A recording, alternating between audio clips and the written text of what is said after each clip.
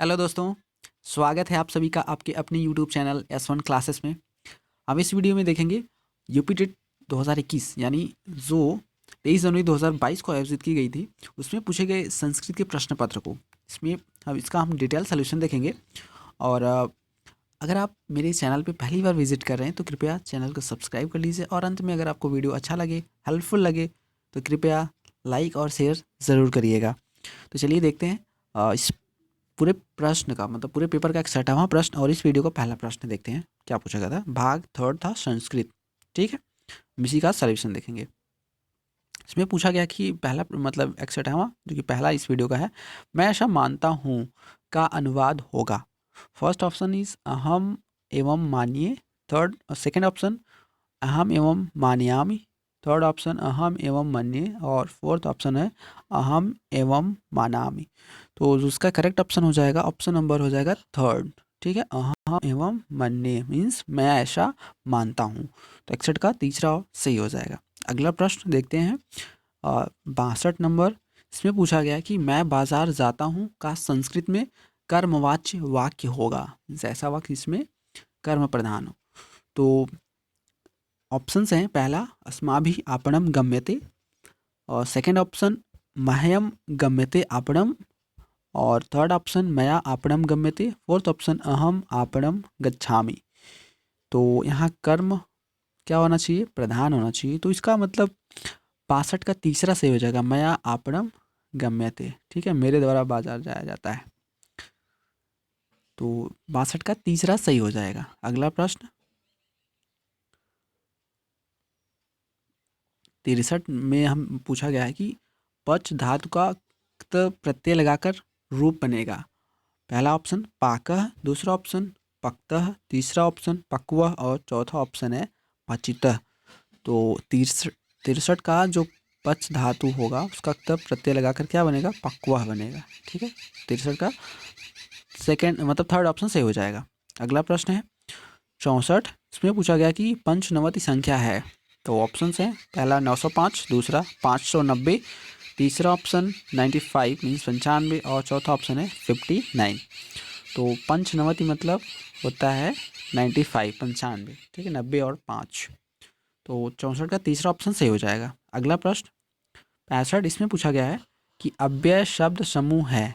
कौन कौन सा शब्द समूह अव्यय है। पहला ऑप्शन है नमः सह ज्येष्ठ, दूसरा ऑप्शन है सर्वत्र अधुना उपरि, तीसरा ऑप्शन है अत्र तत्र तस्य, और चौथा ऑप्शन है सा ते यूयम। तो 65 का जो होगा सर्वत्र अधुना और ऊपर, यह है अव्यय शब्द समूह। तो सेकंड ऑप्शन करेक्ट हो जाएगा इसका। ठीक है, चलिए अगला प्रश्न देखते हैं 66। इसमें पूछा गया है कि बाह्य प्रत्नों की संख्या है। बाह्य प्रत्नों की संख्या है। ऑप्शन पहला 8, दूसरा 11, तीसरा ऑप्शन है 5, और चौथा ऑप्शन है 2। तो 66 का करेक्ट ऑप्शन हो जाएगा 11 मीन्स बाह्य प्रत्नों की संख्या 11 है। अगला प्रश्न देखते हैं।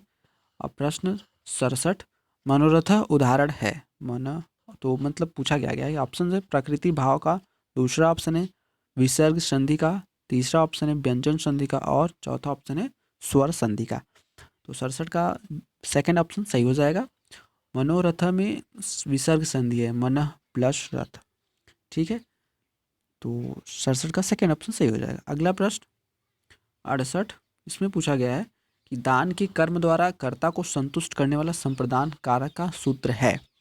ऑप्शंस पहला स्पृहेरिप्सित, दूसरा रुच्यार्थानाम प्रियमाणः, चौथा मतलब तीसरा ऑप्शन है कर्मणा यम भी प्रति संप्रदानम, चौथा ऑप्शन है चतुर्थी संप्रदाने। तो 68 का करेक्ट आंसर हो जाएगा तीसरा कर्मणा यम भी प्रत्यय संप्रदानम।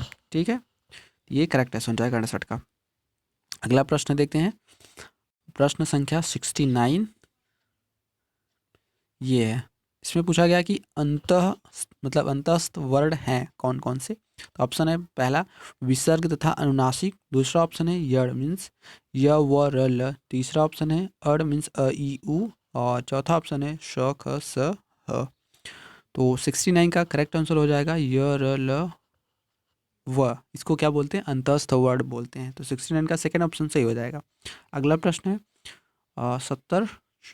प्रश्न संख्या, मुझे संस्कृत अच्छी लगती है, इसका संस्कृत में अनुवाद क्या है? ऑप्शन है मया संस्कृतम रोचते, सेकेंड ऑप्शन है मयाम संस्कृतम रोचते, तीसरा ऑप्शन है माम संस्कृतम रुचिकरम, और चौथा ऑप्शन है हम संस्कृतम भाति। तो 70 का जो करेक्ट आंसर हो जाएगा मयाम संस्कृतम रोचते, सेकेंड ऑप्शन सही हो जाएगा। ठीक है, मुझे संस्कृत अच्छी लगती है, इसका संस्कृत में अनुवाद होगा मयाम संस्कृतम रोचते। ओके, अगला प्रश्न देखते हैं 71। इसमें पूछा गया कि संस्कृत साहित्य में किस कवि को, मतलब किस कवि की रचना को विद्वैद्वसम विद्वदौसधम कहा गया है? ठीक है, तो ऑप्शन है श्रीहर्ष पहला ऑप्शन, दूसरा ऑप्शन है कालिदास, तीसरा ऑप्शन है भास और चौथा ऑप्शन है भारवी। तो संस्कृत में विद्वैद्वसधम किसको कहा गया है? कहा गया है श्रीहर्ष को कहा गया है। ठीक है, संस्कृत साहित्य में। तो 71 का पहला ऑप्शन सही हो जाएगा। अगला प्रश्न है पैसे से प्रस्तुत गद्य खंड के आधार पर प्रश्न संख्या 72 से 74 तक के प्रश्नों के सही उत्तर दीजिए। ठीक, तो पढ़ लीजिए पैसेज, मैं तो बिना पैसेज के आंसर दूंगा। चलिए देखते हैं, पहला है कि स्यो पदस्य अन्यार्थम कह। तो इसका जो करेक्ट आंसर हो जाएगा 72 का कौन सा हो जाएगा? ऑप्शन है पशु, दूसरा ऑप्शन है स्थाणु और तीसरा ऑप्शन है श्रृंगाला, तो और चौथा ऑप्शन है स्तंभ। तो तीसरा ऑप्शन सही हो जाएगा स्यो पदस अन्यार्थ क। आप पढ़ेंगे पैसेज में, वहाँ उत्तर जरूर मिल जाएगा। ठीक है, श्रृंगाला। अगला प्रश्न 73, इसमें पूछा गया है कि गद्य खंडे कया प्रश्न पृक्षयते। तो 73 का पहला ऑप्शन है दुर्गया, दूसरा ऑप्शन है लक्ष्म्या, तीसरा ऑप्शन है पार्वत्या और चौथा ऑप्शन है गौरया। आप जाके वहाँ पैसेज पढ़ सकते हैं। इसका जो करेक्ट आंसर हो जाएगा ऑप्शन सेकंड लक्ष्म्या। ठीक, अगला प्रश्न 73 तो हो गया। तो इसमें पूछा गया है कि कयो संलापः सर्वेषां मंगलाय भवतु। ऑप्शन है गौरया, दूसरा ऑप्शन है लक्ष्मी पार्वत्यो, तीसरा ऑप्शन है पार्वत्या और चौथा ऑप्शन है लक्ष्म्या। 74 का जो करेक्ट आंसर हो जाएगा सेकंड लक्ष्मी पार्वत्यो। ठीक है, इसका 74 का सेकंड ऑप्शन सही। अगला प्रश्न है 75, इसमें पूछा गया कि इनमें से कौन प्रत्याहार नहीं है। तो आप जानते हैं प्रत्याहार मीन्स माहेश्वर सूत्र का पहला और मतलब हलंत वाला वर्ड लिया जाता है दो शब्दों से, मतलब दो वर्डों से मिलकर बनता है। तो मुझे लगता है कि ल भी नहीं होगा और र भी नहीं होगा, बाकी ये मतलब नहीं पूछा गया तो यहाँ तो दो ऑप्शन सही हो रहे हैं। तो इसमें पहला और दूसरा दोनों सही हो जाएगा। ठीक है, 74 इन दोनों में से जो सही लगाया होगा उसी को नंबर मिलेगा, बाकी तीसरे और चौथे वालों को नंबर नहीं मिलेगा। मतलब इसका दो ऑप्शन सही किया जाएगा। अगला प्रश्न 76, इसमें है कि शिशु मोदकाय रोदिति है उदाहरण है। ऑप्शन से पहला इत योगी च का, दूसरा है रुच्यार्थानाम प्रियमाण का, तीसरा ऑप्शन है तादर्थीय चतुर्थी वाच्या का, चौथा ऑप्शन है स्प्रीहेरिप्सितः का। तो 76 का करेक्ट ऑप्शन हो जाएगा थर्ड ऑप्शन। ठीक है, तादर्थीय चतुर्थी वाच्या का। अगला प्रश्न 77, इसमें पूछा गया कि उच्चय उदाहरण है। पहला इनमें से कोई नहीं, पहला ही ऑप्शन ये होगा, दूसरा अलिंग का और तीसरा ऑप्शन है अनियत लिंग का और चौथा नियति लिंग का। तो 77 का सही ऑप्शन हो जाएगा सेकंड ऑप्शन अलिंग का उच्चय उदाहरण। ठीक, अगला प्रश्न है कि ऊष्म वर्णों का बोधक प्रत्याहार है। 78 प्रश्न, तो पहला ऑप्शन है जस, दूसरा है हर्ष, तीसरा है शल और चौथा है यड़। तो 78 का जो तीसरा हो जाएगा सल, ये ऊष्म वर्णों का बोधक प्रत्याहार है। ठीक है, चलिए अगला प्रश्न देखते हैं 79, इसमें पूछा गया कि पठानी रूप है। तो ऑप्शंस हैं पहला पट धातु लिंग लकार उत्तम पुरुष एक वचन, दूसरा पट धातु लोट लकार उत्तम पुरुष एक वचन, तीसरा ऑप्शन है पट धातु लिट लकार उत्तम पुरुष एक वचन और चौथा ऑप्शन है पट धातु लट लकार उत्तम पुरुष एक वचन। तो 79 का करेक्ट हो जाएगा पट धातु लोट लकार उत्तम पुरुष एक वचन, सेकंड ऑप्शन सही हो जाएगा। अगला प्रश्न देखते हैं, प्रश्न संख्या 80, इसमें पूछा गया है कि श मिलकर बना है, मीन्स जो क्षत्रिय वाला छ है किससे मिलकर बना है। तो पहला ऑप्शन है च और स से, दूसरा ऑप्शन है च और श से, तीसरा क और छ से, और चौथा ऑप्शन है क और श से। तो चौथा ऑप्शन सही हो जाएगा इसका 80 का, क और श से मिलके बना है श। ठीक है, अगला प्रश्न है 81 79 की संस्कृत संख्या नहीं है। इसमें पूछा गया कौन सा संस्कृत संख्या नहीं है।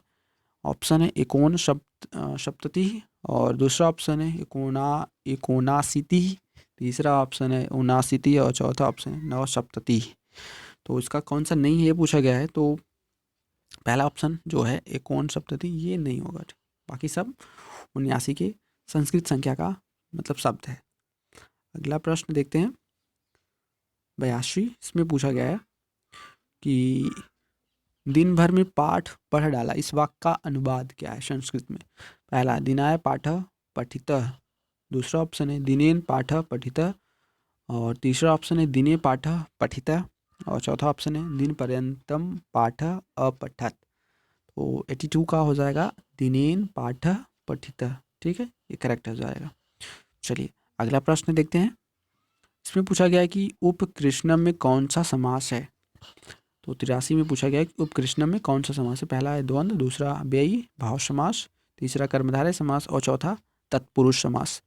तो 83 में सही हो जाएगा सेकंड ऑप्शन अव्ययी भाव समास, क्योंकि यहाँ उपकृष्णम उपकूलम इस सब में कौन सा समास होता है, अव्ययी भाव। चलिए अगला प्रश्न देखते हैं 84 से पूछा गया कि 32 संख्या के लिए संस्कृत शब्द है 32 के लिए। ठीक है, पहला ऑप्शन है द्वैत्रिंशत्, दूसरा द्वात्रिंशत्, तीसरा ऑप्शन है द्वित्रिंशत्, और चौथा ऑप्शन है द्वाधिक त्रिंशत्। ठीक है, तो 84 का जो करेक्ट आंसर हो जाएगा द्वात्रिंशत् हो जाएगा। ठीक है, 32 का सेकंड ऑप्शन सही हो जाएगा। चलिए अगला प्रश्न देखते हैं 85। इसमें पूछा गया कि पति शब्द का सप्तमी एक वचन रूप होगा। पहला ऑप्शन पतौ, दूसरा पत्यो, और तीसरा पत्याम, चौथा पते। तो 85 का सेकंड ऑप्शन करेक्ट हो जाएगा पत्यो, पति शब्द का सप्तमी विभक्ति एक वचन रूप हो जाएगा।